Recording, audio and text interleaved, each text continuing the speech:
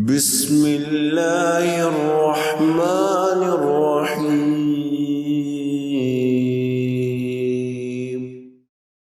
عشاء کی نماز کی ادائیگی ایک اور فضیلت یا اعزاز ہے جو دنیا میں صرف امت مسلمہ کو اللہ تعالیٰ کی طرف سے عطا ہوا ہے۔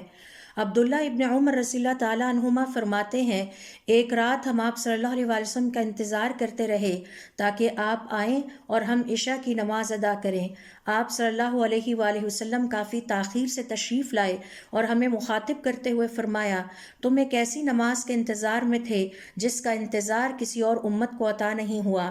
ایک اور حدیث میں آپ صلی اللہ علیہ وسلم فرماتے ہیں، خوشخبری ہے تمہارے لیے، تمہارے علاوہ کوئی اور امت روئے زمین پر اس وقت اللہ تعالیٰ کی عبادت نہیں کرتی۔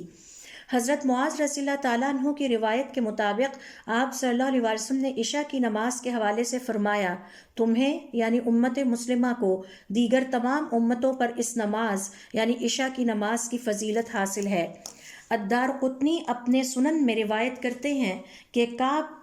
رضی اللہ تعالیٰ عنہ حضور اکرم صلی اللہ علیہ وسلم سے روایت کرتے ہیں، آپ صلی اللہ علیہ وسلم نے فرمایا، جس نے وضو کیا اور عشاء کی نماز ادا کی اور پھر اس کے بعد 4 رکعتیں بہترین انداز سے پڑھیں جن کا رکوع سجدہ خوب اچھا اطمینان کے ساتھ کیا اور قرات کو خوب غور و خوض کے ساتھ سمجھا، اس کے لیے یہ رکعتیں لیلۃ القدر کی عبادت کے مانند ہو گئیں۔